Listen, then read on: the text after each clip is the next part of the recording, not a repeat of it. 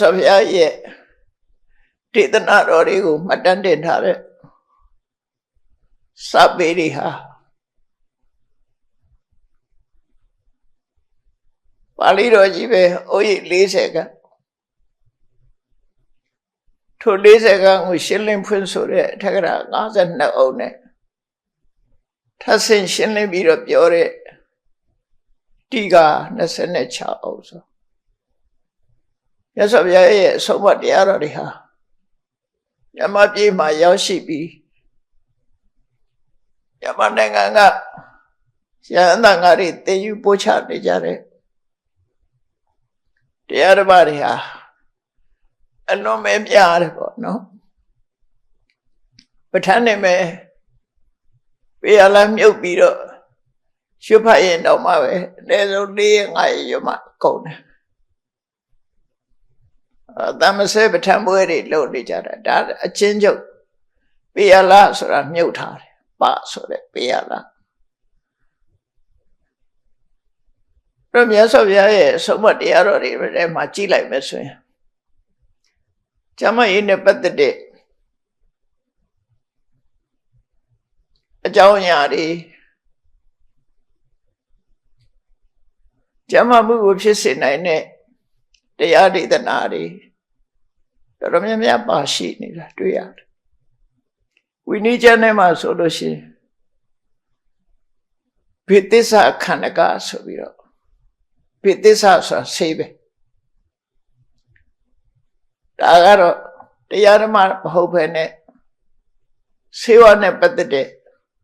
ရှေးခေတ်မှာတွေ့ကြခဲ့တဲ့ Herbal medicine ဆိုတဲ့ဒီပင်ကရတဲ့ဟာတွေနဲ့ကုသတဲ့နည်းတွေပါတယ်ဘိသစ္စာခန္ဓကဆိုအပိုင်းတစ်ခုပါရှိတယ်အဲ့တော့ဒီကနေ့ကျမကြီးဝန်ကြီးဌာနနဲ့ကျမကြီးနဲ့အာဂရဝန်ကြီးဌာနတရားလူဖြစ်သည့်အတွက်ကြောင့်ပိဋကတ်တော်ထဲမှာကျမကြီးနဲ့ပတ်သက်ပြီးတော့ဓမ္မဒေသနာတွေနဲ့ဘယ်လိုဆက်ဆက်ပြီးနေသလဲဆိုတာလေးကိုရှင်းပြဖို့အတွက်ဒီတရားကောင်းစဉ်ကိုရွေးလိုက်တာပါ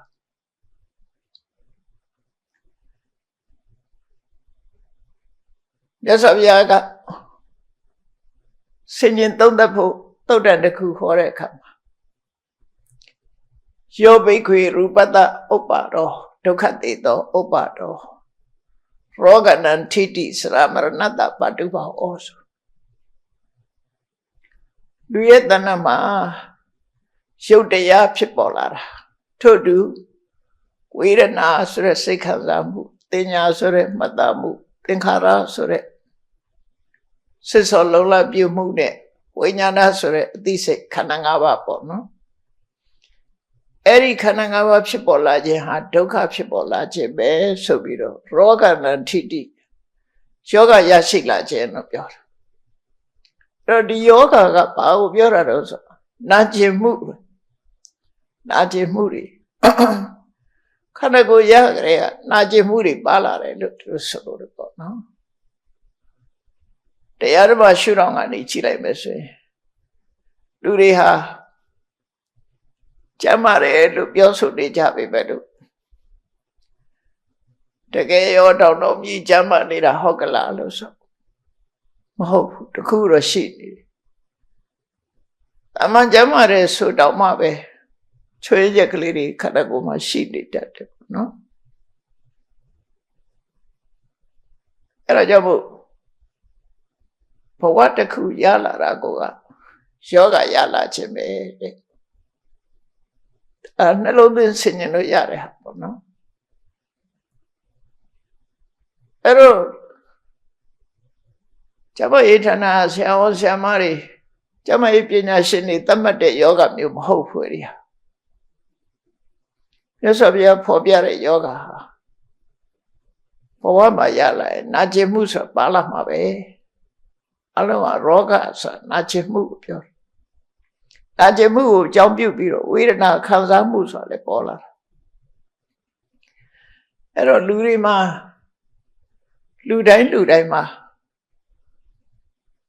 ယောဂ2မျိုးဆိုတာရှိနေတယ်မြတ်စွာဘုရားကရောဂတုတ်ဆိုပြီးဟောတာရှိတယ်ပါဠိလိုရောဂလို့ခေါ်တာမြန်မာလိုလည်းရောဂကိုပဲယောဂလို့ပြောလိုက်တာအဲ့တော့ပါဠိမှာဖတ်မယ်ဆိုလို့ရှိရင်ရှားကောင်းနဲ့ရေးတာကိုအာသံနဲ့အင်္ဂလိပ်လိုအာသံနဲ့ဖတ်ရမယ်ဝိုင်သံနဲ့မဖတ်ရဘူးပေါ့နော်ဒါဘူးရောဂဝိုင်နဲ့ရေးတာကရပ်ပက်လက်နဲ့ရေးတာမျိုးရောဂဆိုတဲ့အနာယောဂနာကျင်မှုမျိုးဟာ2မျိုးရှိတယ်တဲ့တစ်ခုကကာယိကရောဂနောက်တစ်ခုကစေတသိကရောဂကာယိကဆိုတာကာယဣကကာယမှာဖြစ်တဲ့ယောဂနဲ့စေတသိကဆိုတာစိတ်မှာဖြစ်တဲ့ယောဂဒါကတိခေပညာလည်းပဲ2မျိုးခွဲထားတာပဲလေfor physical illness နဲ့ mental illness ပေါ့ဒါပါပဲခွဲဖို့ကတော့ကာယယောဂနဲ့ကာယမှာဖြစ်တဲ့ယောဂနဲ့စိတ်မှာဖြစ်တဲ့ယောဂလို့2မျိုးရှိတယ်မြတ်စွာဘုရားကလောကမှာတဲ့ကာယိကယောဂလို့ဆိုတဲ့ကာယယောဂနဲ့ပတ်သက်ပြီးတော့ကင်းရှင်းတဲ့ပုဂ္ဂိုလ်တယောက်မှမရှိဘူးလို့ပြောတယ်အလုံးဟာကာယိကယောဂတော့ရှိကြတာယောဂဆိုတာနာကျင်မှုပဲခန္ဓာကိုယ်ကြီးထဲမှာဟိုနာဒီနာကျင်မှုတွေမှန်သမျှထိခိုက်မှုမှန်သမျှလိုမကြတဲ့ခံစားမှုတွေတဏှမှုမရှိတာတွေမှန်သမျှအဲ့ဒါကိုရောဂလို့ခေါ်လိုက်တယ်သို့တော့ခဏနာမည်တက်ထားတဲ့ရောဂမျိုးတွေတော့မဟုတ်ဘူးပေါ့နော်တော့ကာယိကရောဂကင်းတဲ့ပုဂ္ဂိုလ်ဆိုတယောက်မှမရှိဘူးတဲ့စေတသိကရောဂဒါလည်းပဲဒီကနေ့ခေတ်စေယောဂလို့ခေါ်တာကြတော့တော်တော်ဆိုးဆိုးဝါးဝါဖြစ်လာမှခေါ်တာမြတ်စွာဘုရားကတော့ယဟန္တာကလွဲပြီးတော့စေယောဂကင်းတဲ့လူတယောက်မှမရှိဘူး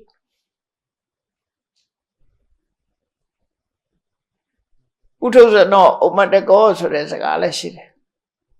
ပုထုဇဉ်ဆိုတာရှုသွတ်နေသူပဲဖြစ်တယ်မကောင်းတာလည်းအကောင်းထင်ခြင်းထင်တယ်အကောင်းကိုလည်းမကောင်းဘူးထင်ခြင်းထင်တယ်စိတ်ထင်မြင်မှုတွေပုံမှန်မဟုတ်ဘူးလို့ဆိုလို့နော်စိတ်ဟာပုံမှန်မဟုတ်ဒါပေမဲ့လို့သူဟာတာမန်ထဲမှာတော့ကိုလိုလူလေးကြီးပဲဆိုတော့လူကောင်းပေါ့အလုံးကလူကောင်းလို့ပဲပြောနေကြတယ်အဲ့ဒီစိတ်ယောဂကင်းတဲ့ပုဂ္ဂိုလ်ဆိုတာယန္နာပဲရှိတယ်တဲ့ကာယယောဂကင်းတဲ့ပုဂ္ဂိုလ်ကတော့တယောက်မှမရှိဘူးတဲ့ဘုရားယန္နာအပါဝင်ကာယကရောဂကင်းတာမရှိဘူးစေတသိကရောဂလို့ခေါ်တယ်စေယောဂကင်းတဲ့ပုဂ္ဂိုလ်ကတော့ယန္နာဖြစ်သွားပြီဆိုရင်တော့ကဲသွားပြီအဲ့လိုယောဂ2မျိုးဖော်ပြပြီးတော့ဒီတဲ့ဆိုးတဲ့ဖြစ်ပေါ်လာတဲ့ကာယိကယောဂတွေဟာဘာကြောင့်ဖြစ်တယ်လဲဆိုတာကိုအကြောင်း10မျိုးမြတ်စွာဘုရားဟောထားတယ်တိဝကတုတ်လို့ခေါ်တယ်တန်ရတ္တနိကာယမှာတိဝကဆိုတဲ့ပြပိုက်ကိုဟောတာပေါ့တိဝကတုတ်လို့လည်းပေးထားအကြောင်း10မျိုးကဘာလို့ဆိုလို့ရှိရင်တို့ရဲ့ခန္ဓာကိုယ်ထဲမှာရှိတဲ့တလိပ်ကြောင့်ဖြစ်တဲ့ယောဂ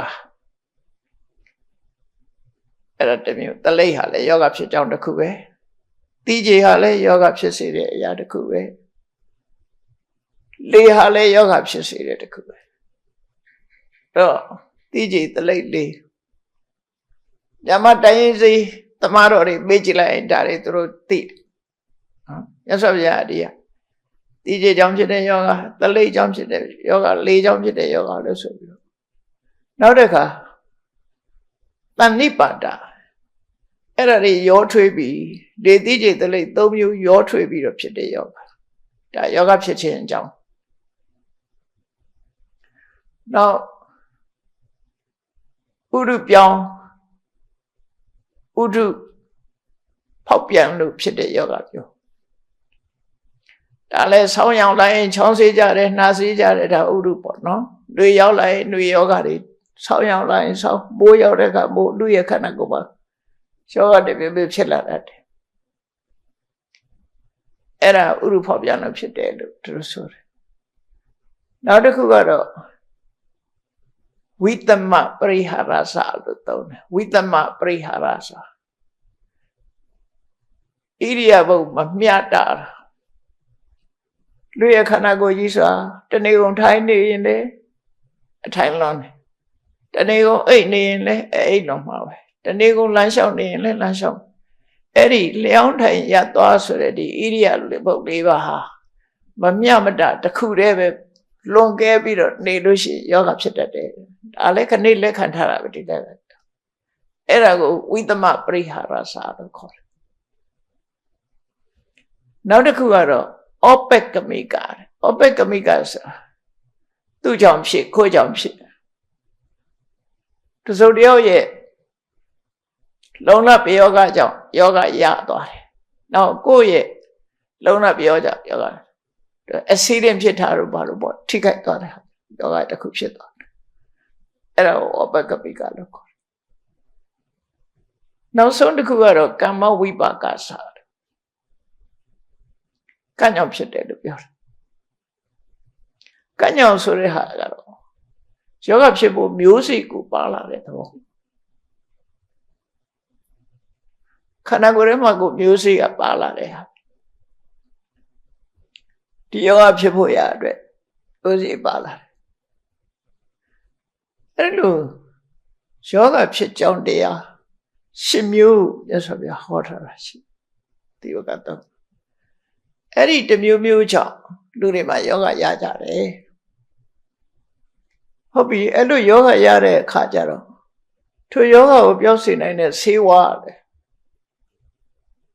ဖော်စားကြတယ်နောက်တိုင်းဆေးအရှိတိုင်းဆေးဒီပင်ကရတဲ့ herbal medicine ဆိုတာဒီဆေးမျိုးစုံဖော်စားပြီးတော့ခန္ဓာကိုယ်ရဲ့ချိုးယွင်းချက်တွေကိုပြုပြင်ပြီးတော့ကုသကြတယ်ဒါကတော့ရုပ်ကိုရုပ်နဲ့ကုတဲ့သဘောပဲနော်ဆေးနဲ့ကုတယ်ဆိုတာရုပ်ကိုရုပ်နဲ့ကုတယ်သို့တော်လည်းမြတ်စွာဘုရားဒေသနာတော်တွေထဲကြည့်လိုက်လို့ရှိရင်ဆေးတစ်ခွက်မှမတိုက်ဘဲနဲ့ယောဂပျောက်သွားတဲ့နည်းတွေကလည်းရှိနေပြန်အဲ့ဒါကြတော့ဓမ္မဒေသနာဆေးလို့ပြောတာတရားဓမ္မဟောပြောပြခြင်းအဖြစ်လည်းပဲလူတွေရဲ့တဏ္ဍာမရှိတဲ့ယောဂပြောင်းနိုင်တယ်ဒါတော့စိတ်ဆွမ်းအားနဲ့ပြောစိတ်ကနေပြီးတော့ကုလိုက်လို့ရှိရင်လေယောဂဝေဒနာတွေပျောက်သွားတယ်ဆိုတာအဲ့ဒါနဲ့ပတ်သက်ပြီးစဉ်းစားကြည့်စရာလေမြတ်စွာဘုရားလက်ထက်ကပတ္တစာရီလို့ခေါ်တဲ့အမျိုးသမီးတယောက်ဟာအဝတ်မကအောင်တက်ခါယူသွားတယ်ခုခေတ်ဆိုရင်စိတ်တစယောဂတဲ့ပေါ့နော်စိတ်ယောဂတဲ့လို့ခေါ်သူဘာကြောင့်ယူသွားတာတုံးဆိုတောကကြောင့်ယူတာသူ့ကိုတောကုမတ္တကလို့စာပေမှာသုံးတယ်တောကဥမတ္တကလူတွေယူတတ်တာဟာအကြောင်းအမျိုးမျိုးရှိတယ်ပေါ့စိတ်နဲ့ပတ်သက်လာလို့ရှိရင်လွန်ကဲတဲ့တောကမထိန်နိုင်မသိနိုင်ဘူးဆိုလို့ရှိရင်လေအဲ့ဒါယောဂတစ်ခုဖြစ်သွားယူတတ်သွားတယ်တဏှာရာကမထိန်နိုင်တဲ့ပုဂ္ဂိုလ်ကြရာဂုမတ္တကလို့ခေါ်တယ်ဒေါသကြီးပြီးတော့ကိုဒေါသကိုမထိန်နိုင်ဒေါသုမတ္တကဩမတ္တကလည်း10မျိုးလောက်ရှိတယ်အဲ့ဒါလို့အကြောင်းတရားကိုကြည့်ပြီးတော့10မျိုးပေါ့နော်ခွဲတာအဲ့ဒါတွေကစိတ်နဲ့ပတ်သက်တဲ့ယောဂတွေကြီးပဲကောင်းအဲ့တော့ပတ္တစာရီဟာခုခေတ်လို့ဒီ psychotherapy တို့အခုကတော့ဆေးတိုက်ပြီးလုပ်တဲ့ဟာပေါ့နော်ဆွေးနွေးဆေးတိုက်ပြီးတော့ ကုသတဲ့နည်းတွေပေါ့အဲ့တော့ပတ္တစာရီဟာမြတ်စွာဘုရားဟောလိုက်တဲ့တရားကြောင့်အယူပြောက်သွားရုံမကယဟန္တာတောင်ဖြစ်သွားဒါလို့ယူသွတ်နေတဲ့ပုဂ္ဂိုလ်ဟာယဟန္တာဖြစ်သွားတာဘာကြောင့်လဲဘယ်လိုလုပ်ဖြစ်နိုင်တာလဲစဉ်းစားကြရအောင်နော်နောက်တစ်ခုကယဟန္တာဖြစ်တဲ့ရှင်မကတ္တဗတောရဆောက်တည်တဲ့တောရကြောင့်ဘုန်းကြီးဆိုတော့တောထဲမှာပဲအမြဲနေတယ်ပိပလိဆိုတဲ့လိုင်ကူထဲမှာနေရင်မထနိုင်အောင်ယောဂရတယ်မြတ်စွာဘုရားကြွပြီးတော့ဘုဇင်9ပါးတရားဟောလိုက်တာအဲ့ဒါနာရင်ကနေယောဂပျောက်သွားအဲ့ psychotherapy တစ်မျိုးပဲတားတယ်အဲ့ယောဂပျောက်သွားတာလုံးဝပျောက်သွားတာစိတ်တစ်ခွက်မှမတော့အောင်နော်တခါရှင်မောက္ကလန်လည်းအဲ့လိုပဲယောဂရနေတယ်မြတ်စွာဘုရားကိုယ်တိုင်ကြွပြီးတော့ဘုဇင်9ပါးတရားဟောတာဓမ္မဒိဋ္ဌနာဆေးပေါ့နော်အဲ့ဒီတရားကိုနိုင်ရနေပြီသူလည်းယောဂပျောက်သွားမြတ်စွာဘုရားကိုယ်တိုင်လည်းရမယံခါမကြမ်းမမှာဖြစ်တယ်မကြမ်းမမှာဖြစ်တဲ့အခါကျတော့အဲ့ဒီဘုဇင်တုတ်ကိုရှင်သာရိပုတ္တရာရဲ့ညီတော်တဲ့ရှင်စုံနာကိုရွတ်ဆိုခိုင်းပြီးတော့မြတ်စွာဘုရားကအဲ့တရားကိုနာရင်ကနေပြီးတော့ယောဂပျောက်သွားတယ်ကိုဟောတဲ့တရားပဲနော်ကိုဟောတဲ့တရားကိုပြန်နာလို့ရတယ်အဲယောဂပျောက်သွားအဲ့တော့ယောဂပျောက်သွားတဲ့ဤစနစ်တရားဘလို့ကြောင့်ယောဂပျောက်သွားလဲတာစဉ်းစားအောင်ဘလို့ဆက်ဆက်မှုရှိတယ်နောက်တစ်ခါနကုလပိတာဆိုတဲ့တခါကြီးကအကြီးအကျယ်နေမကောင်းဖြစ်နေဆေးမျိုးစုံတိုက်တော့လဲသူယောဂမပျောက်ဘူးမပျောက်တော့တက္ကမကြီးကသူ့တရားဟောတယ်ဓမ္မဒေသနာဆေးသူကတရားသူသောတပန်နေဆိုသူတက္ကမကြီးကဘာတွေဟောတော့ဆိုလို့ရှိရင်ရှင်ကျမကိုစိတ်မချတဲ့အနေနဲ့မတွေးပါနဲ့တဲ့ငါမရှိရင်တော့နကုလမာတာဟာလောက်ကင်စားတော့နိုင်မှာမဟုတ်ဘူးလို့ရှင်တွေးပြီးကောင်းတွေးလိမ့်မယ်အဲ့လိုမတွေးနဲ့တဲ့ကျမရက်ကန်းချင်းငင်တဲ့လုပ်ငန်းတို့ရက်ကန်းလုပ်ငန်းအိမ်တွင်းလက်ငန်းကျွမ်းကျင်နေတဲ့အဲ့ဒါနဲ့ကျမဝန်ကြောင်းနိုင်တယ်လို့ပြောတာအဲ့လိုပဲစုံပြောတာနော်ရှင်တွေးမိကောင်းတွေးလိမ့်မယ်တဲ့ငါမရှိလို့ရှိရင်ငါတည်သွားလို့ရှိရင်နကုလမတာဟာနောက်အိမ်တော်များထူးနေမလားလို့လူဆိုတာရှိတယ်လေတွေးတတ်တယ်ဒါအဲ့လိုလည်းမတွေးနဲ့တဲ့ရှင်နဲ့ကျမနဲ့အတိဆုံးပဲကျမတို့ဟာဗြဟ္မစရိယသိက္ခာကိုစောင့်တည်ထားတာအနှစ်30ရှိပြီဟောသူအဲ့ဒါတွေပြောပြအဲ့ဒါနဲ့နားထောင်ရင်နဲ့ဆေးတိုက်လို့မရတဲ့ယောဂပျောက်သွားတယ်ကဲ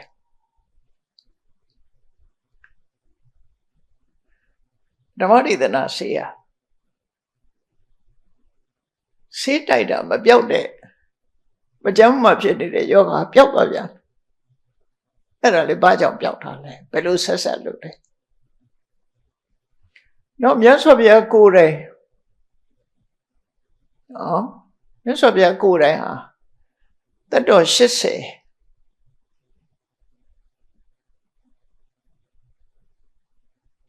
ပြည့်ပြီးတော့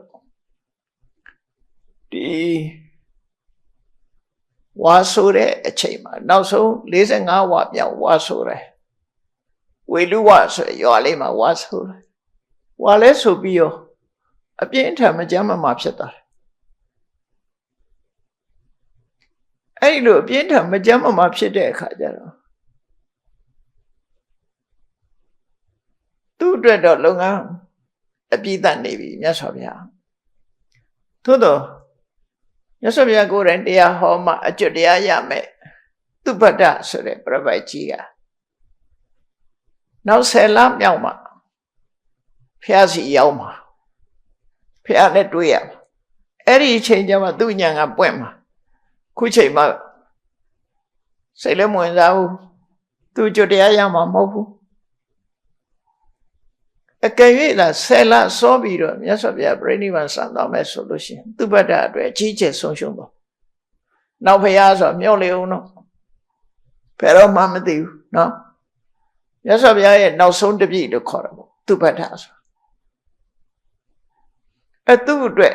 မြတ်စွာဘုရားငဲ့ညာတယ်ဘာဖြစ်လို့ကြိုသိနေတာတော့ဆိုမြတ်စွာဘုရားမနေ့တစ်ချိန်ညနေတစ်ချိန်တပည့်တဲ့ဉာဏ်ကွန်ရက်စာဖြန့်ကျက်ပြီးတော့ကြည်လေရှိတယ်အမြဲတမ်းကြည်တာအဲ့ဒါဘုရားအလုပ်တစ်ခုပဲဒီဘက်စကုနဲ့ကြည်ပြီးတော့ကြည်လိုက်တာတော့ဘသူဟာအခြေအနေကောင်းတယ်လဲဘသူဟာတရားဓမ္မတဲ့လိစတ်တယ်လဲဘသူဟာကုသိုလ်ကောင်းမှုတွေလုပ်လာခဲ့လို့ငါဟောတဲ့တရားကိုနားလည်နိုင်စွာရှိတယ်လဲဆိုရင်အဲ့ဒီအတွက်ကြည်လိုက်တဲ့အခါမှာမြတ်စွာဘုရားဟောလို့နားလည်တော့ဖို့အနေထားတွေရှိတဲ့ပုဂ္ဂိုလ်ဆိုလို့ရှိရင်အဲ့ညာနဲ့မှလာပေါ်တယ်ပေါ်လို့ရှိရင်ဘလောက်ပဲဝေးဝေးမြတ်စွာဘုရားသွားတယ်ကိုညောသွားတဲ့ရင်သွားတယ်စိတ်နဲ့သွားတဲ့ရင်သွားတယ်သွားပြီတရားဟောတာပဲကော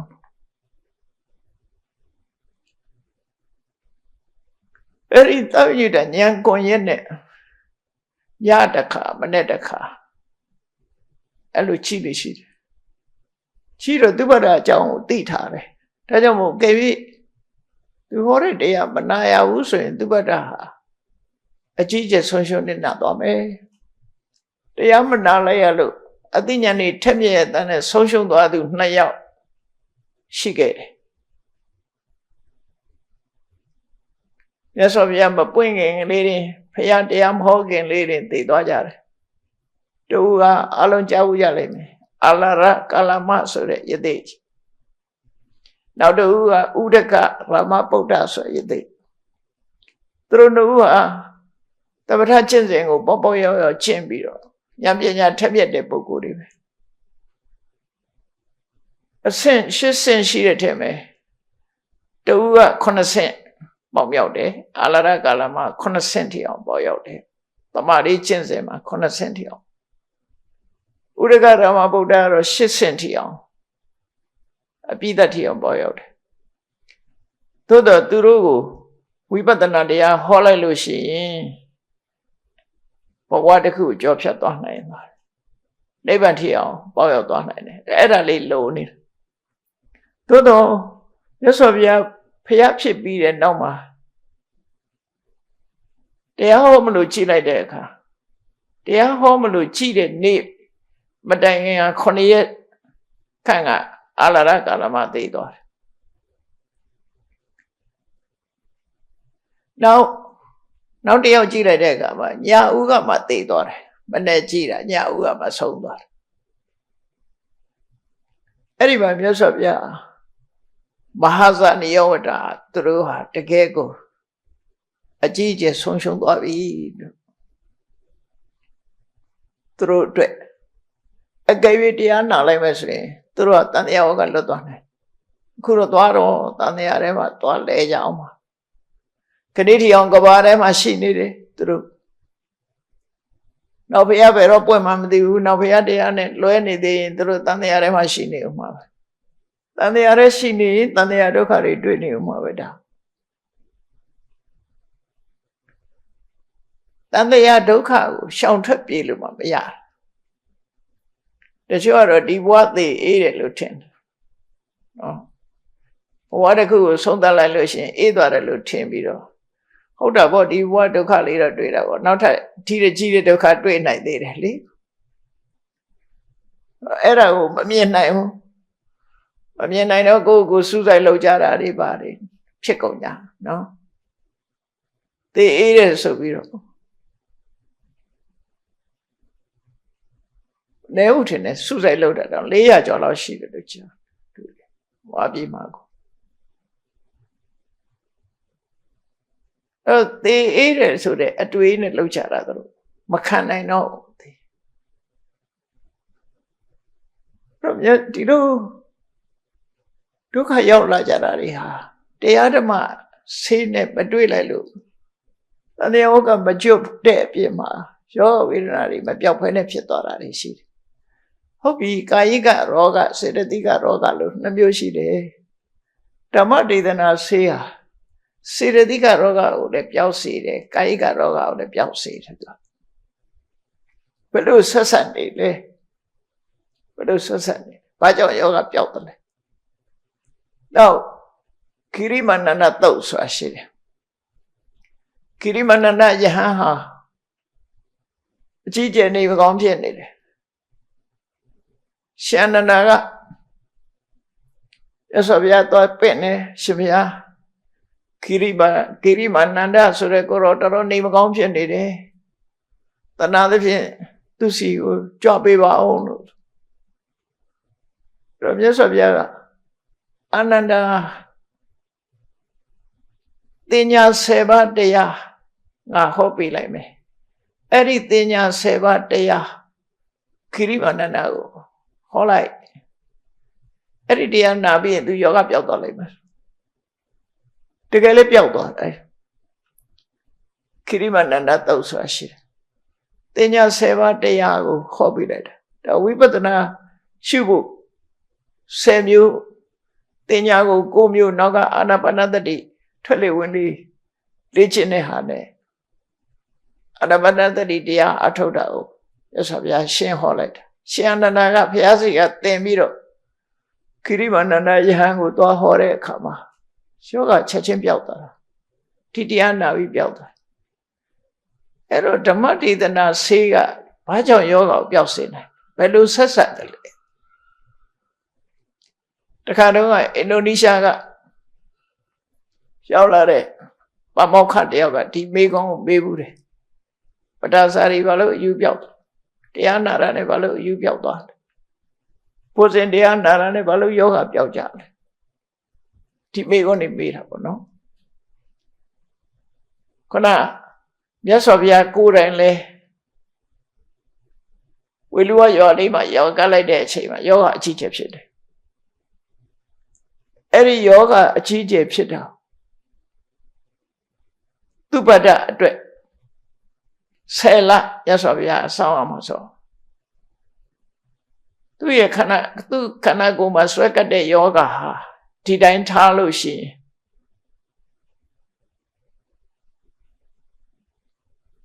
အသက်ဆုံးရှုံးသွားနိုင်တယ်အဲ့တော့ဒီယောဂကိုစိတ်ဆွမ်းအားနဲ့10လတိတိမပေါ်အောင်လုပ်ထားတယ်မြတ်စွာဘုရားအဲ့စိတ်ဆွမ်းအားမြတ်စွာဘုရားကတလောက်ကြီးတယ်10လတည်းအောင်ယောဂကိုတွန်းထုတ်ဖယ်ရှားထားတယ်ပျောက်တာတော့မဟုတ်ဘူးနော်ဖယ်ထားလိုက်တဲ့ယောဂဘာနဲ့ဖယ်တာတော့ဆိုအာယုသင်္ခါရဖလသမဘတ်လို့ခေါ်တယ်အာယုသင်္ခါရဖလသမဘတ်ဆိုအာယုသင်္ခါရဆိုတာအသက်ကိုထိမ့်သိမ်းဆော့ရှော့နိုင်တဲ့ဖလသမဘတ်စိတ်ဆွမ်းအားတစ်မျိုးပဲဝိပဿနာကိုအသေးစိတ်ရိုးရိုးဖလသမဘတ်နဲ့မတူဘူးသူအာယုသင်္ခါရဖလသမဘတ်ဖိုးဝင်စားတဲ့ဖလသမဘတ်ကတစ်မျိုးအာယုသင်္ခါရဖလသမဘတ်ကတစ်မျိုးနော်အဲ့တော့အာယုသင်္ခါရဖလသမဘတ်ဆိုတာယောဂဝေဒနာကိုတွန်းလှန်ဖယ်ရှားထားတဲ့ဖလသမဘတ်မျိုးဝင်စားပြီးတော့ချက်ချင်းကြီးနလန်ထနေကောင်းသွားတယ်ဆယ်လတိတိကျမ်းမာသွားတယ်မြတ်စွာဘုရားအာယုသင်္ခါရလွတ်တယ်ဆိုတာအဲ့ဒါနောက်ပိုင်းကျတော့အဲ့ဒီထိန်းတဲ့အလုပ်ကိုမလုပ်တော့ဘူးနောက်3လဆိုရင်ဒီ10လပဲထိန်းပေးတာကျန်တဲ့လတွေမထိန်းတော့ဘူးလို့ဆိုပြီးတော့မြတ်စွာဘုရားဆွန့်လွတ်လိုက်တယ်အဲ့မှာတက်တော့80ပြည့်တယ်အဲ့တော့ဒါတွေဟာစိတ်ဆွမ်းအားတွေနဲ့ယောဂတရားဆွမ်းအားနဲ့ယောဂတွေပျောက်သွားတာ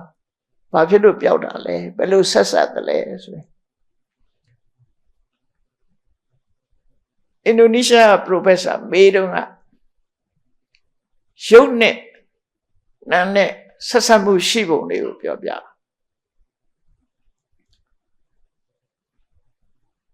သာဇတပစ္စယောဆိုတဲ့ပဋ္ဌာန်းမှာပါတယ်လေစိတ်ဓာတ်စေရတိကဓမ္မစိတ်ဓာတ်သမုဋ္ဌာဏနံရူပနံသာဇတပစ္စေနပစ္စယောလူတွေရဲ့တဏ္ဍာမှာနံပိုင်းဆိုင်ရာစိတ်စေရသိက်တွေဖြစ်လာတဲ့အခါမှာအဲ့ဒီစိတ်စေရသိက်တွေကနေပြီးတော့စိတ်ဓာတ်သမုဋ္ဌာဏစိတ်ကြောင့်ဖြစ်တဲ့ရုပ်တွေကိုတခါတည်းထုတ်တယ်စိတ်ကလေးဖြစ်လိုက်တာနဲ့ရုပ်ကိုထုတ်ပြီးသားဖြစ်သွားတယ်အဲ့တော့သဟဇတဆိုတာ born together အကြောင်းနဲ့အကျိုးစီတစ်ပြိုင်တည်းထွက်တာစိတ်ပေါ်လိုက်တာနဲ့သူကရုပ်ကိုထုတ်ပြီးသားဖြစ်သွားတယ်အဲ့တော့အချင်းညုတ်ပြောရမယ်ဆိုရင်ပူပန်နေတဲ့စိတ်ဟာပူတဲ့ရုပ်ကိုပဲထုတ်အေးချမ်းတဲ့စိတ်ကအေးချမ်းတဲ့ရုပ်ကိုထုတ်ယောဂဖြစ်တဲ့စိတ်ကယောဂဖြစ်စေတဲ့ရုပ်ကိုပဲထုတ်တယ်ယောဂကင်းတဲ့စိတ်ကယောဂကင်းတဲ့ရုပ်ကိုထုတ်တယ်အဲ့ဒီလိုဆက်ဆက်လိုက်တဲ့အခါကျတော့စိတ်ပိုင်းဆိုင်ရာကဒီတရားဓမ္မကိုနာရင်နဲ့ကောင်းတဲ့စိတ်တွေဖြစ်လာတာအဲ့ဒီကောင်းတဲ့စိတ်တွေကမကောင်းတဲ့စိတ်ကြောင့်ဖြစ်နေတဲ့အပူရုပ်တွေကိုရှင်းပြလိုက်တာဘယ်ဟာမှပြဲနာမှမရှိတာကိုအရင်ဖြစ်နေတဲ့ယောဂဖြစ်နေတဲ့ရုပ်တွေဟာအချိန်တန်တော့သူကပြတ်သွားတာ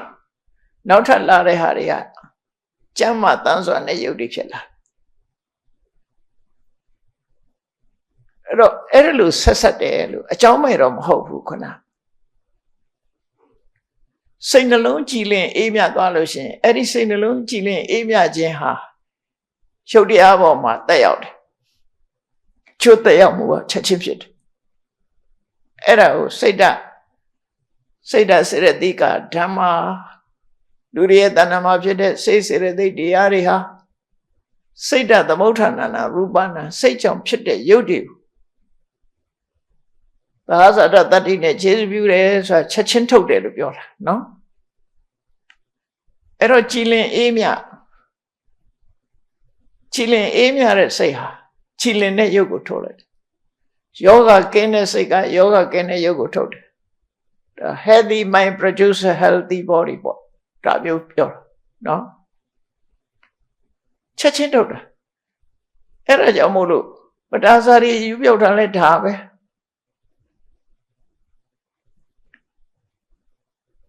ရှင်မကတ္တဗတို့ဘုဇင်တရားနာလို့ကျမ်းမာသွားတာဆိုလဲဒါပဲဒီတရားနာလိုက်တဲ့အခါမှာရှင်ထဲမှာကျင့်တဲ့ပီတိတွေဖြစ်လာအဲ့ဒါလေးပြီးတော့ပြန်ကြမှာသွားသူကတွန်းထုတ်လိုက်တာနကုလပိတာတကကြီးနကုလ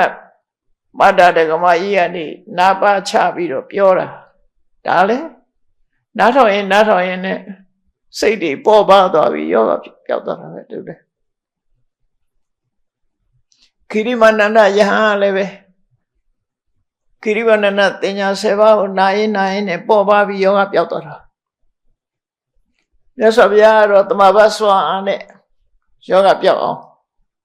အာယုသင်္ကာရတမဘနဲ့တွန်းလှန်ထားတယ်ဒါတွေဟာတကယ်ရှိခဲ့တဲ့အခြေအနေတွေတကယ်ဖြစ်နိုင်တဲ့အခြေအနေ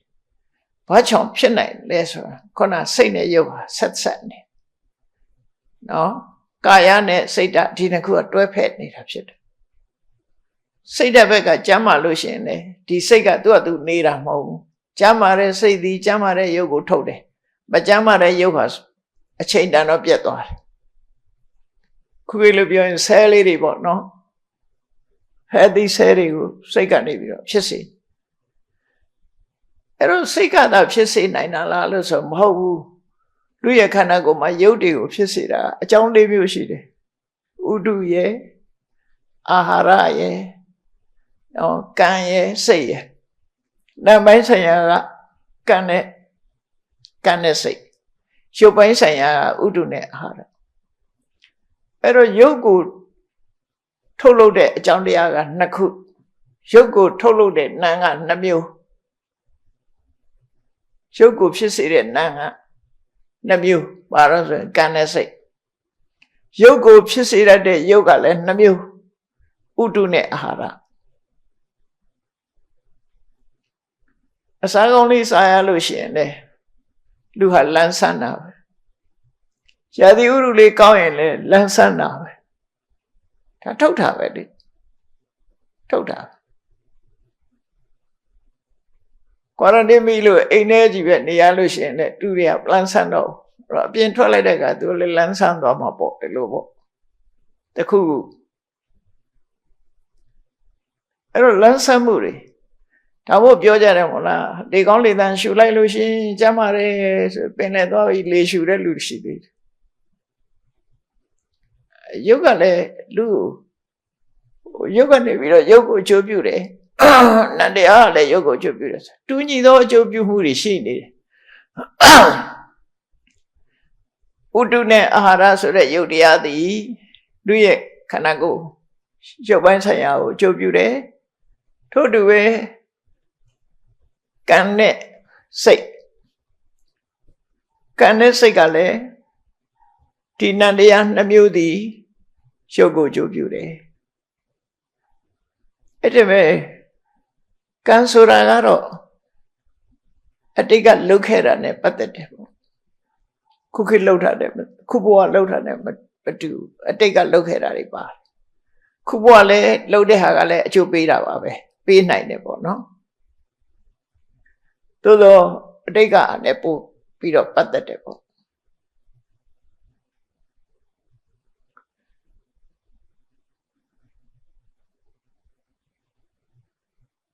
အဲ့စိတ်ဆိုတာတော့အခုဖြစ်အခုရုပ်ထုတ်တာသူကခုဖြစ်ခုထုတ်တာသူကဘာလို့ဆိုရင်စိတ်ဖြစ်လိုက်တဲ့အချိန်မှာစိတ်ကြောင့်ဖြစ်တဲ့ရုပ်ဟာချက်ချင်းဖြစ်တာဒါကြောင့်မို့သဟဇာတပစ္စယောလို့ခေါ်တာအကြောင်းတရားသည်အကျိုးတရားနဲ့အကျိုးတရားသည်အကြောင်းတရားနဲ့အတူတကွမွေးဖွားလာတယ်ဖြစ်နိုင်ပါမလားဖြစ်နိုင်တယ်ဥပမာပါနဲ့ပေးထားတော့ဆိုစီမီနဲ့ဥပမာပေးထားတယ်ပฏิပတ်ဆိုတဲ့မီးလေးသူပေါ်လိုက်တာနဲ့မီးလေးလင်းတာနဲ့အမှောင်ပြောက်သွားတယ်ဒါသူ့ရဲ့တက်ရောက်မှုပဲနော်သူ့ရဲ့တက်ရောက်မှုပဲမီးတော့ကလေးပေါ်တာနဲ့အယောင်လည်းချက်ချင်းရောက်တာဒါသူ့ရဲ့တက်ရောက်မှုလို့ခေါ်တယ်ချက်ချင်းဖြစ်တာလေစိတ်ကလည်းရုပ်ကိုထုတ်ရင်အဲ့လိုချက်ချင်းဖြစ်တယ်အဲ့ဒီနီးနဲ့ဖြစ်နိုင်တယ်လို့ဒီလိုမှတ်ရတာပေါ့နော်အဲ့တော့နဲ့ပတ်သက်ပြီးတော့ကျမ်းမာရေးနဲ့ဓမ္မဒေသနာဆေးဆိုတဲ့စေရွန်ကျောင်းတကာကြီးနာရဝိန်တထေးဟာအကြီးကျယ်မကျမ်းမာဖြစ်ခဲ့လူဆိုတာတော့ဖြစ်တတ်တဲ့သဘာဝပဲနော်အများရန်ကျမ်းမာနာတော့မဟုတ်အဲ့ဒါနဲ့ပတ်သက်ပြီးတော့အနာထဗိနိကသုတ်ဆိုတာလေးကိုမှတ်သားနိုင်ယူကြည့်အောင်အဲ့ဒီသုတ်တန်ကတန်ယုတ္တနိကေမှာပါရှိတယ်နာရဝိန်တထေးရဲ့ကျမ်းမာရေးနဲ့ရှင်သာရိပုတ္တရာရဲ့ဓမ္မဒေသနာဆေးနာရဝိန်တထေးကြီးဟာမကျမ်းမာဘူးဆိုတာစာထဲမှာဘယ်လိုသတ်မှတ်ထားအနန္ထပိဏိကောဃပတိအာဘာတိကောဒုက္ခိတောဘာလခိလာတော့ဒီစကားလုံးသုံးလုံးနဲ့ပြောတယ်အာဘာတိကဆိုတကူလုံး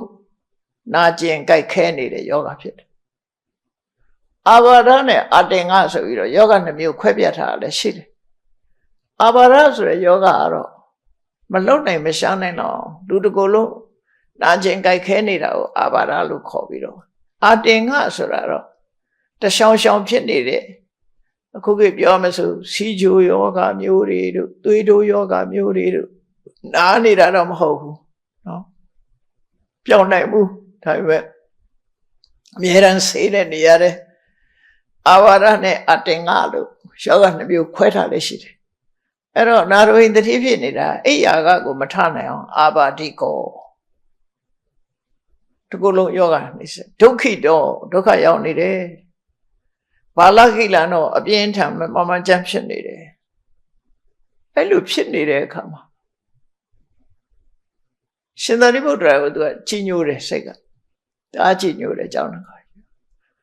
အကြောင်းမှာရှင်သာရိပုတ္တရာလည်းရှိနေတာဖြစ်တော့အိမ်ကလူတယောက်ကိုလွှတ်လိုက်တယ်နာရဝိန်တတိ မကြမ်းမှာအေးရတဲ့လဲနေပါတယ်အရှင်ဘုရားကိုရှိခိုးပါတယ်လို့သွားပြီးတော့တရင်ပို့ခိုင်းပြီးရှင်ဘုရားတနာတဲ့အနေနဲ့တပည့်တော်အိမ်ကိုကြွပေးပါအောင်လို့ဆိုလျှောက်ခိုင်းလိုက်တယ်အဲ့တော့အဲ့ဒီလူကဇေရုံအကြောင်းသွားပြီးတော့နာရဝင်းတတိလျှောက်ထားတာကိုရှင်သာရိပုတ္တရာလျှောက်လိုက်တော့ရှင်သာရိပုတ္တရာအရှင်အနန္ဒာကိုခေါ်ပြီးတော့နာရဝင်းတတိအိမ်ကိုကြွသွားနာရဝင်းတတိအိမ်ရောက်တဲ့အခါကျတော့ပထမဆုံးကတော့ဒါကျမကြီးမေးတာပေါ့ဒါထုံးစံတယ်ရှေးကကျမကြီးမေးတာဘယ်လိုမေးတော့ဆိုကိစီဂဟပတိကိစီတိဂဟပတိခမနိယံကိစီခမနိယံဆိုတာကျမပါရဲ့လားကိစီယပနိယံမြတ်တာပါရဲ့လားဆိုဒီစကားလုံးလေးနဲ့မေးတာ How are you မေးတဲ့သဘောမျိုးပါပဲအဲ့တော့ခမနိယနဲ့ယပနိယဆိုတာဘာပြောတာလဲခမနိယဆိုတာဒီလူဆိုတာလူရဲ့ခန္ဓာကိုယ်မှာပင်ပန်းမှုတွေရှိတယ်လူကခံနိုင်နေလို့မသိကြတာ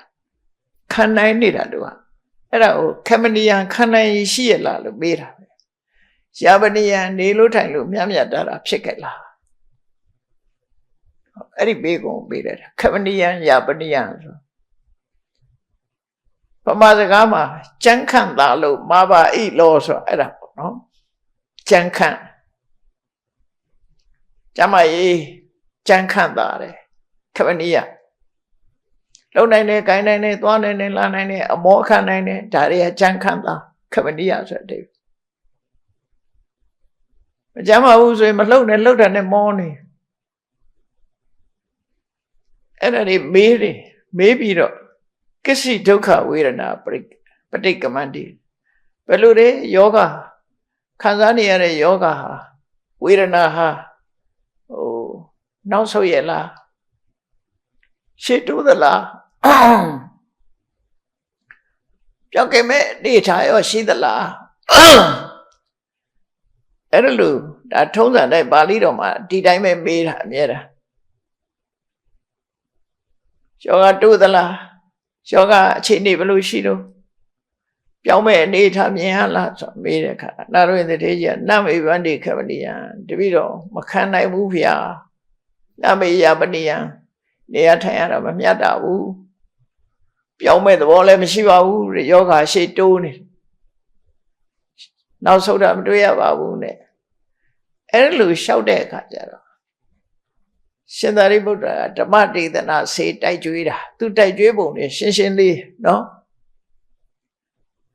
ဓမ္မဒေသနာဆေးတိုက်ကျွေးပုံကဘယ်လိုပြောတော့ဆိုဒါတပည့်တထေးကြီးကိုအားပေးစကားပြောတာပေါ့ဖယားကိုမကြည်ညိုတဲ့စိတ်ရှိတဲ့တမန်လူတယောက်ဟာတဲ့ဖယားပေါ်မှာအမြင်မကြည်တဲ့မုန်းတီးတဲ့စိတ်တွေကြောင့်မို့လို့သိရင်အပယ်လားနိုင်တယ်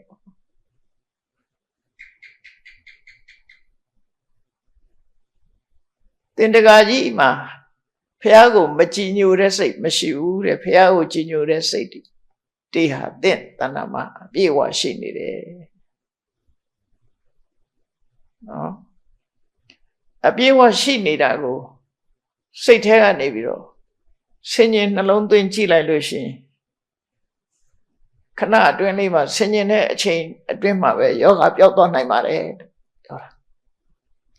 ဖះကိုမကြည်ညိုစိတ်တွေများတဲ့ပုဂ္ဂိုလ်တယောက်ဟာ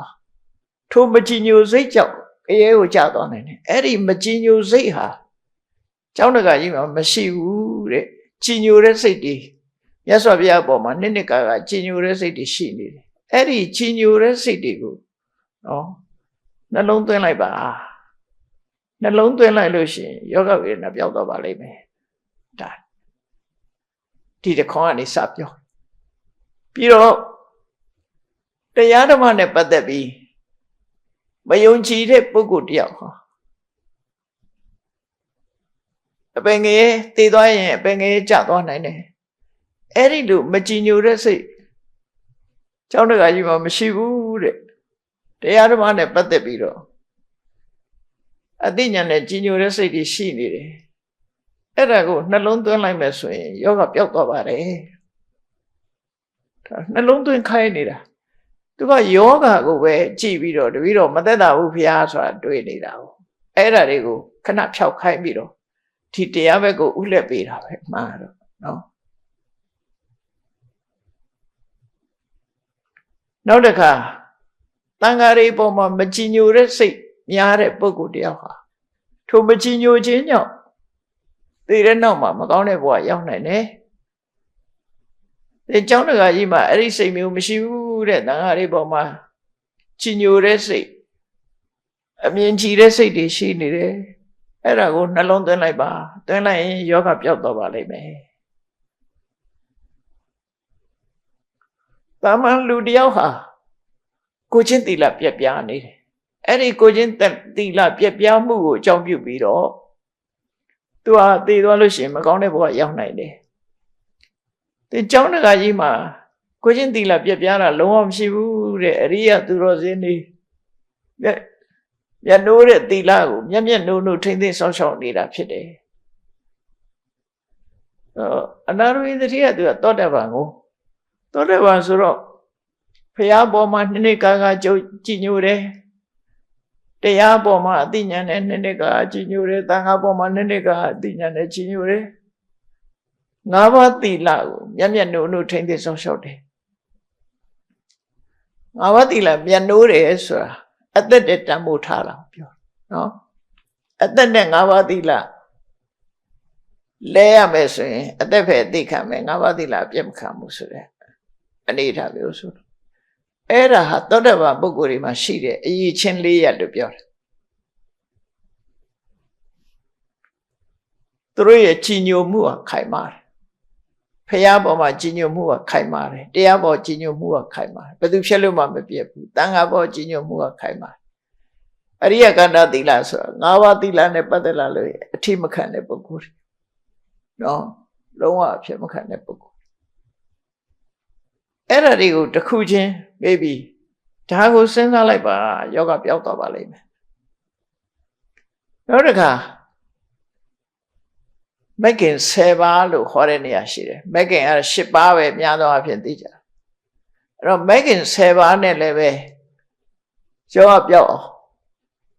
အချိန်တစ်ခုရဆက်ပြီးတော့ရှင်သာရိပုတ္တရာကဟောတယ်ဓမ္မဒေသနာဆေးတွက်ကြည့်တယ်အခုကတော့သောတပန်နေရတဲ့အင်္ဂါရက်၄မျိုးနဲ့ယောဂပျောက်တဲ့ယောဂပျောက်အောင်လို့နှလုံးသွင်းစဉ်းကျင်မှုတိုက်တွန်းတာဖြစ်တယ်အဲ့ဒီမဂ်ခင်10မျိုးဆိုတာဘာတွေတုံးဆိုလို့ရှိရင်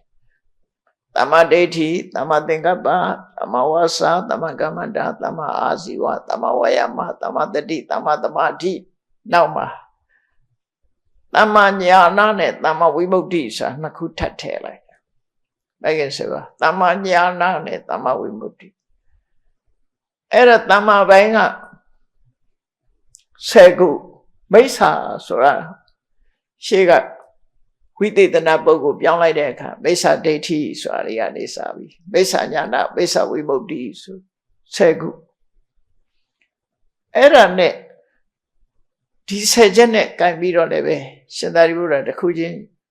သူ့ကိုအားပေးစကားပြောတယ်ဓမ္မဒေသနာဆေးတိုက်ကြွေးတာနော်မိစ္ဆာရှိတဲ့မိစ္ဆာဒိဋ္ဌိမှားယွင်းတဲ့အမြင်ရှိတဲ့ပုဂ္ဂိုလ်တယောက်ဟာသိဆုံးသွားလို့ရှိရင်အပေရောက်သွားနိုင်တယ်သင်တတိမှာမိစ္ဆာဒိဋ္ဌိသင်ကျောင်းတကာကြီးမှာမိစ္ဆာဒိဋ္ဌိဆိုတာမရှိဘူးတမ္မာဒိဋ္ဌိမှန်ကန်တဲ့အမြင်တွေရှိနေတာမဟုတ်လားအဲ့ဒါကိုနှလုံးသွင်းလိုက်ပါနှလုံးသွင်းလိုက်လို့ရှိရင်တခဏအတွင်းယောဂပျောက်တော့ပါတယ်ထို့တူပဲမိစ္ဆာသင်္ကပ္ပအတွေးတွေမှားယွင်းနေတဲ့ပုဂ္ဂိုလ်တယောက်မကောင်းတဲ့အကုသိုလ်အတွေးတွေလွှမ်းမိုးထားတဲ့ပုဂ္ဂိုလ်တယောက်ဟာ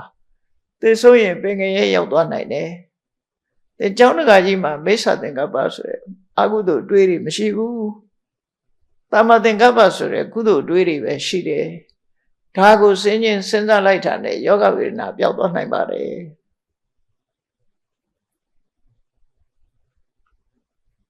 မိစ္ဆာဝါစာမမှန်ကန်ပြောဆိုတတ်တဲ့ပုဂ္ဂိုလ်တယောက်ဘုဒ္ဓဝါဒ Fruta wasa, Tampabla, Pituna wasa, Fruta wasa, Tampabla, Erago, Mesa wasa, Locor. Piso de Yira Lepsitave, Fruta wasa, no? Zaga Pioma Mo, Lene Yi Biora let to do it. Zaga Sema Mo, Legani Yi Sera let to do it. Eri Mesa wasa, a sheet at Pogo Diaha. Eri Mesa wasa, Chow, a pengy out 9 at the deca. Then Jonah Gajima, Eri Mesa wasa, you long Shivu, Lama wasa, Manawe Biore, Komdaifu, Masevu, Jumashira, even Bio, said Tamawasa and Nido. Tidiago said him, no longer be singing Jidai Canale doing yoga Piauto Naibare. How do Naibare, Louis Biora? No, Piauto Naibare, Daos and Ava. Do I the Cataly yoga made her in yoga that or the Jare? No? There are low Piauto Jarocona. Say a Kaima Mua, ye Jira, no? Don't take another dreamer or a yoga Piauto. Toduwe Mesa Kamanda Asra. Mayone loaded, gorilla, the end that the Osa Kore, the Ruatamia, Jemare. Era loaded Buguria, they do sing, Koya to be beyond a boo, a bang yon. Then Jonah Gajima, Mesa Kamanda, Shivu. Tamagamada Sure, Magane, Kaune, Kudu loaded, the load of Shelo. Tago Senda Laiba. Senda Lai, the Kana dream my yoga Piauton Naibare, Jama Don Naibare, to be honest. What do you Mesa Aziwaza? Do say net the Muira. Do say net the Muire Sura. Konabiore, Kaigan, Kaya doos right, Domu, was he doos right, leave you. At them we one out the era, don't chai, Mesa as you option. Do say net the Muira core. Eri Mesa as you was so that I would on let them we move. At them we go, Mesa as you are, Bang a out on 9. Davi Mendo, then John Gaji, Mesa as you are at the Muiram, Shivu, good on never. You can at the Muira in at the Muinida. Era will send a light and never yoga, out on Naimare, down along the cinema of your. Now Tamawayama, Mesa Wayama. Mesa Wayama, Agudo Nepatete, Lona Wiriari, Agudo Lolo, Wiriari, Mesa Wayama. See the Bugudia, Mesa Wayama, jump you beat up. A bang out on a day. Then Jonah Gajimara, Mesa Wayama, Shivu, Tamawayama, see the Tajan Tamawayama, singing along the beetle. Say to my chin, the BD Pilla Lucian, Yoga with an area that Dova Lime, Yogan Dova Lime. To Mesa the D, Mesa the D, sir. I go to never the dead the Diani daddy. I go to low for the Diari, I go to never the dead the D, I go to say Chitari. Eri, I go to say Chimuria. A bang a house in a name. Then Jonah Gajima, Eri Mesa the D, sir.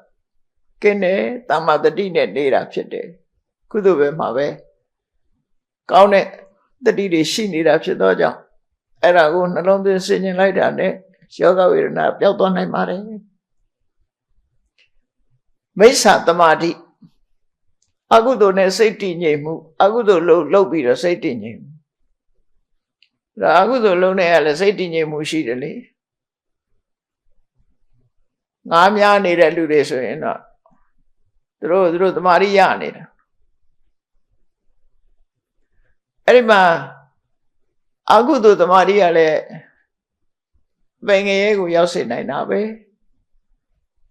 The Jonah Gajima, Mesa the Mari Meshivu, Tama the Mari, so Kudu Nepatete the Mari Veshide, Dagu singing lion, Shoga will narrate that I've been on about it. Miss Sanyana Kalingachi at the beauty. Again, Yangaro Agudo Elumshiva. To Mahota Lota Leve, do the Yan Mahota Lota Yamala, Yamira do the Shirley. ညာနဲ့တူလို့ပြောတာအမှန်တော့ပညာဆိုတာတော့ကုသိုလ်ပဲယူတယ်အဲ့ဒါကိုမိစ္ဆာညာလို့ခေါ်တယ်သူများကိုဒုက္ခပေးဖို့လူတွေကိုဘယ်လိုဒုက္ခပေးရမလဲလို့မကောင်းတဲ့ဘက်ကတွေးမကောင်းတဲ့ဘက်ကလှုပ်တယ်ဉာဏ်မျိုးတွေအဲ့ဒါမျိုးတွေဟာဒီလိုမကောင်းတဲ့ဘက်ကိုလှုပ်တဲ့မိစ္ဆာဉာဏ်တွေဟာသိရင်ပင်ကြီးကိုရောက်စေနိုင်တယ်တင်ကြောင်းတကကြီးမှာမိစ္ဆာဉာဏ်ဆိုတာမရှိဘူးတမ္မာဉာဏ်ပဲရှိတယ်အဲ့ဒါကိုဆင်ញင်နှလုံးသွင်းလိုက်လို့ရှိရင်ယောဂဝေဒနာတက်တာသွားနိုင်ပါတယ်တဲ့နောက်မိစ္ဆာဝိမု ക്തി နဲ့တမ္မာဝိမု ക്തി ကိုမလွတ်မြောက်ဘဲနဲ့လွတ်မြောက်တယ်လို့အထင်တာမှားယွင်းတဲ့အထင်တစ်ခုပေါ့ဥပမာကောင်းကင်ဘုံရောက်လို့ရှိရင်တန်တရားလွတ်တယ်လို့ထင်တယ်ကောင်းကင်ဘုံနဲ့တန်တရားအတွင်းမှာရှိနေသေးတာဘဝအနေမကျွတ်လွတ်ပဲနဲ့ကျွတ်လွတ်တယ်လို့ထင်နေတာမိစ္ဆာဝိမု ക്ത အဲ့ဒီမိစ္ဆာဝိမု ക്ത ရှိနေနေပဲတန်တရားတွေကမလွတ်နိုင်ဘူးတင်ကြောင်းတကကြီးမှာမိစ္ဆာဝိမု ക്ത မရှိပဲနဲ့တမ္မာဝိမု ക്ത ပဲရှိတယ်မှန်ကန်တဲ့မိစ္ဆာဝိမု ക്തി ကင်းပြီးတော့တမ္မာဝိမု ക്തി ပဲရှိတယ်လို့မှန်ကန်တဲ့လွတ်မြောက်မှုသင်မှရှိတယ်အဲ့ဒါကိုနှလုံးသွင်းဆင်ခြင်ခြင်းအပြင်လည်းပဲတခဏအတွင်းမှာယောဂဝေဒနာပျောက်ကင်းသွားနိုင်ပါတယ်လို့ပฏิပတ္တံဘေယဆိုတဲ့စကားလုံးကိုသုံးတာဌာနသောပฏิပတ္တံဘေယတခဏအတွင်းမှာယောဂဝေဒနာပျောက်ကင်းသွားနိုင်တယ်လို့ငြိမ်းသွားနိုင်တယ်လို့အဲ့လိုရှင်သာရိပုတ္တရာအချက်14ချက်အလုံးသောတပန်ရတဲ့သောတပန်ရဲ့အင်္ဂါရက်4ချက်နေရဲ့မဂ္ဂင်7ပါးနဲ့ရန်ဒီကျောင်းတကကြီးကိုအာဘိစကတရားဒေသနာဟောပြောလိုက်တဲ့အခါမှာနားဆိုင်ထောင်းနေရင်ကနေပြီးတော့စိတ်တက်တဲ့ကြည်နူးနေမထနိုင်တဲ့တကကြီးထနိုင်သွားအဲ့ရတဲ့လဲနေတဲ့ပုဂ္ဂိုလ်ကအဲ့ဒါဖြောက်သွားတယ်ပျောက်သွားပြီးတော့ဆွမ်းမကပ်ပြီးရှင်သာရိပုတ္တရာတို့ရဲ့ရည်စက်ချတရားလေးနာပြီးရှင်သာရိပုတ္တရာတို့ကြောင်းပြန်သွားယောဂပျောက်သွားတယ်တဲ့ဒါအနာထပိဋိကသုတ်တန်တစ်ခုမှာယောဂပျောက်သွားတဲ့အလှဲ့ဒီလိုဟာပြောဟောတယ်ကျောင်းရောက်တဲ့အခါကျတော့မြတ်စွာဘုရားကရှင်အနန္ဒကိုမေးတယ်ဘယ်သွားလဲတပည့်တော်တို့နာရဝိသတိမကျမ်းမာလို့သွားတယ်ရှင်သာရိပုတ္တရာကဒီတရားဟောတယ်ဆိုမြတ်စွာဘုရားသာရိပုတ္တရာသိတော်တာပဲသောတပန်တရားရနိုင်တဲ့အင်္ဂါရက်နဲ့မဂ္ဂင်7ပါးကိုအခုလိုသေးစိတ်ရှင်းပြပြီးတော့ဟောတာဟာအမြဲတမ်းကောင်းတယ်လို့မြတ်စွာဘုရားသာဓုခေါ်တယ်ဒီသုတ်တံမှာအဲ့ဒါလို့ဆုံးသက်ထားတယ်အဲ့တော့ဒီသုတ်တံအရာဟာလည်းပဲမကျမ်းမှာဖြစ်နေတဲ့အနာရဝိသတိကြီးဟာဒီတရားနာလဲရလို့ကျမ်းပါတယ်ဆိုလို့ရှိရင်ကိုယ့်ကိုယ်လည်းသူများအားပေးတာမရှိရင်ကိုယ့်ကိုယ်လည်းအားပေးစကားနဲ့တရားနှလုံးသွင်းမယ်ဆိုရင်လည်းကျမ်းမာရေးကောင်းသွားနိုင်စရာရှိပါတယ်နော်ဆေးရလည်းတော့အောင်မှာပေါ့ကျမ်းမာရေးရလည်းဒီလိုစိတ်ကျမ်းမာရေးရလည်းလောက်အောင်မှာကိုယ်ကျမ်းမာရေးရလည်းရှိတယ်အဲ့ဒါလိုကျမ်းမာရေးနဲ့ဓမ္မဒေသနာဆေးနှစ်ခုစလုံးဟာယောဂဝေဒနာသက်တာပြီးလူကိုအကျိုးပြုတာတွေဖြစ်လို့တိုက်ကြွေးတဲ့ပုဂ္ဂိုလ်ရဲ့မေတ္တာစေတနာယောဂကုသပေးတဲ့ဆရာဝန်ဆရာမတွေရဲ့မေတ္တာစေတနာတွေယောဂပြောက်ဖို့အတွက်များစွာအထောက်အကူဖြစ်လို့ယောဂပြောက်သွားတဲ့အခါမှာရရှိတဲ့အကျိုးကျေးဇူးတွေကိုကြည့်ပြီးယောဂဝေဒနာပြောက်အောင်လုပ်တဲ့မေတ္တာကရုဏာတရားတွေရဲ့စွမ်းတတ္တိကြောင့်ဖြစ်ရဘဝမှာလည်းကိုယ်လည်းယောဂဝေဒနာတွေကင်းသွားနိုင်တယ်ပေါ့ယောဂဝေဒနာတွေရှင်ပါကုလာတို့လိုအသက်160နေတာဘာယောဂမှမဖြစ်တာလည်းရှိတယ်မဖြစ်ဘူးဆိုတော့ခုနလိုလူတွေပြောတဲ့ယောဂမျိုးမဖြစ်တာပြောတာကာယကယောဂစေတသိကရောဂယာနာမဖြစ်ခင်ကတော့ရှိမှာပေါ့နော်အဲ့လိုခန္ဓာရထားတဲ့ယောဂမျိုးတော့ရှိမှာ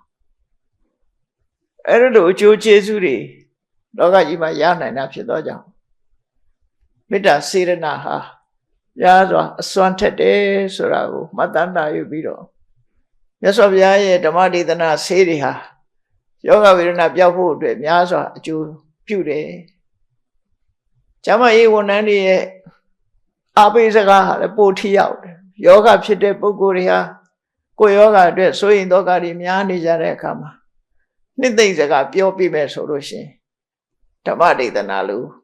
နှစ်သိမ့်စကားကိုကြားတဲ့လူနာဟာယောဂတဝက်မကပျောက်သွားနိုင်တယ်ဆိုတာလေသတိထားပြီးတော့နှစ်သိမ့်စကားဆိုကြဖို့ပေါ့နော်နှစ်သိမ့်စကားဆိုပြီးယောဂဝေဒနာပျောက်အောင်ကုညီဆောင်ရှောက်ချဖို့တိုက်တွန်းရင်ဒီတရားကိုညီကုန်းချောကြအောင်တရားချစ်ခင်သူတော်စင်ပြိဿအပေါင်းတို့ကျမရေးနဲ့ဓမ္မဒေသနာဆေးအကြောင်းကိုနာယူမှတ်သားရသဖြင့်စိတ်ပိုင်းဆိုင်ရာရုပ်ပိုင်းဆိုင်ရာတို့ရဲ့ဆက်ဆံမှုရှိနေတာကိုအလေးပေးသတိထားပြီးတော့ကျမရေးဆိုင်ရာကုသိုလ်များကိုကိုယ်အတွက်ရောသူများအတွက်ရောအသုံးချပြီးတော့ဆောင်ရှောက်ပြီးကုသိုလ်ကောင်းမှုပြုနိုင်ကြပါစေလို့ဆုတောင်းမေတ္တာပို့လိုက်တယ်အားလုံးတရားချစ်ခင်သူတော်စင်ပြိဿအပေါင်းတို့ဒီတရားကိုနာယူမှတ်သားပြီးတော့ကိုယ်စီကုသိုလ်တရားပွားများအောင်ကြိုးစားအားထုတ်နိုင်ကြပါစေကုန်သတည်း